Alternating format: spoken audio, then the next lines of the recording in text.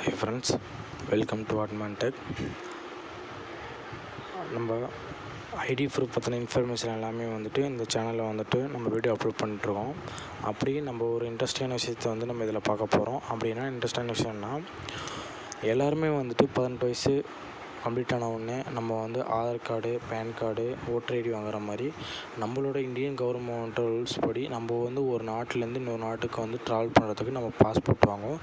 இந்தியாவுக்குள்ளே சுற்றுறதுக்கு நம்ம பாஸ்போர்ட் தேவையில்லைனாலும் வெளியே கண்ட்ரிக்கு நம்ம போகிறதுக்கு பாஸ்போர்ட் தேவை. இப்போ சில கண்ட்ரிஸ் எல்லாமே விசாவே தேவையில்லை, நம்ம பாஸ்போர்ட் வச்சு போகலான்னு சொல்லியிருக்காங்க. அப்படியே நம்ம பாஸ்போர்ட் இல்லாமல் எந்த ஒரு கண்ட்ரிக்குள்ளேயும் நம்ம இல்லீகலாக நுழைஞ்சோம் அப்படின்னா அது பிரச்சனை ஆகும். லீகலாக பாஸ்போர்ட் இல்லாமல் நம்மளால் நுழைய முடியாது. உலகில் பாஸ்போர்ட் முறை தொடங்கப்பட்டு 102 ஆண்டுகள் ஆனாலும் ஜனாதிபதி முதல் பிரதமர் வரை அரசு பிரமுகர்கள் ஒவ்வொரு நாட்டிலிருந்து இன்னொரு நாட்டிற்கு செல்லும்போது அவர்களோட ராஜதந்திர பாஸ்போர்ட் இருக்கணும் அப்படின்னு சொல்கிறாங்க. இந்த பூமியில் 200க்கும் மேற்பட்ட நாடுகள் இருந்தாலும் இந்த 3 பிரமுகர்களுக்கு மட்டும் பாஸ்போர்ட் தேவையில்லைன்னு சொல்லிட்டு ஒவ்வொரு நாட்டோட கண்ட்ரியும் சொல்கிறாங்க. அந்த 3 பேர் யாருங்கிறத சொல்ல போகிறேன்.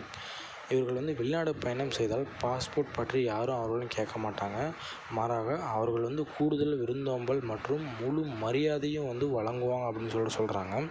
முந்தைய காலங்களில் ஒரு நாட்டின் குடிமகன் மற்றொரு நாட்டில் செல்லும்போது அவரிடம் வலுவான ஆவணங்கள் இருக்க வேண்டும் அப்படிங்கிறது ஒரு ஒப்பந்தம் உலக நாடுகளில் இல்லை. ஆனால் இப்போ முதல் உலகப் போருக்கு நடந்து கொண்டிருந்த காலத்தில் அப்போ தான் ஃபஸ்ட்டு பாஸ்போர்ட்டே கொண்டு வராங்க. 1920 திடீரென்று எல்லாம் மாறிடுச்சு. அமெரிக்கா தனது நாட்டிற்கு ரகசியமாக வரும் புலம்பெயர்ந்தோரை தடை செய்யும் வகையில் உலகம் முழுவதும் பாஸ்போர்ட் போன்ற அமைப்பை உருவாக்கணும் அப்படின்னு சொல்கிறாங்க.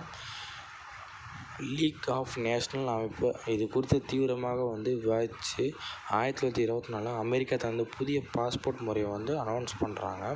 அதுக்கப்புறமேட்டு தான் பாஸ்போர்ட் என்பது வேறொரு நாட்டிற்கு பயணம் செய்யும் நபர்களுக்கு அதிகாரப்பூர்வமாக அடையாள அட்டையாக இது உருவெடுத்திருக்கு. அதிலும் அவர் பெயர், முகவரி, வயது, புகைப்படம், குடியுரிமை மற்ற எல்லா விதமான டீட்டெயில்ஸ் எல்லாமே கொடுத்துருப்பாங்க. உலகில் எங்கு வேண்டாமாலும் செல்ல பாஸ்போர்ட் தேவையில்லாத அந்த 3 சிறப்பு நபர்கள் யார் என்பதை தெரிஞ்சுக்கலாம். அப்படின்னா பிரிட்டன் மன்னர், ஜப்பான் ராஜா மற்றும் ராணி ஆகிய 3வருக்கும் தான் இந்த சலுகை உள்ளது. பிரிட்டன் மன்னராக சார்லஸ் ஆவதற்கு முன்பு மறைந்த ராணி எலிசபெத்திடம் இந்த சலுகை இருந்தது. ஆனால் சார்லஸ் பிரிட்டன் மன்னராக பதவியேற்றவுடன் அவர் செயலர் தனது நாட்டின் வெளியுறவு அமைச்சர் மூலம் அனைத்து நாடுகளுக்கும் ஒரு ஆவணச் செய்திகளை அனுப்பினார். இப்போது பிரிட்டன் அரச குடும்ப தலைமை பொறுப்பில் மன்னர் சார்லஸ் இருக்கிறார். எனவே அவரை முழு மரியாதையுடன் எங்கு சென்றாலும் அனுமதி சொன்னார். அதுக்கப்புறம் தான் எல்லா நாட்டிலும் அவர் அனுமதிச்சாங்க. பிரிட்டன் மன்னருக்கு இந்த உரிமை உள்ள நிலையில் அவரது மனைவிக்கு இந்த உரிமை இல்லை. அவர்கள் வேறு நாட்டிற்கு செல்லும்போது அவர் பாஸ்போர்ட் இருக்குன்னு சொல்லிட்டு சொன்னாங்க. இதே போல் அரச குடும்பத்தில் முக்கிய நபர்களான ராஜேந்திர இந்த வகை பாஸ்போர்ட்டுகளை வைத்திருப்பவர்களுக்கு சிறப்பு கவனம் மற்றும் மரியாதை வழங்கப்படுகிறது. எலிசபெத் ராணியாக இருந்தபோது அவர்களுக்கு இந்த பாஸ்போர்ட் சிறப்பு சலுகை இருந்தது. ஆனால் அவரது கணவரான இளவரசர் பிலிப் ராஜதந்திர பாஸ்போர்ட் வைத்திருக்க வேண்டும். பிரிட்டனில் அரச குடும்ப அரியணையில் அமைந்திருந்த போது ராணியின் கணவர் வாழ்நாள் இளவரசர் என்று அழைக்கப்படுகிறார் என்பதை அறிந்து கொள்ளுங்க அவருக்கு தரல.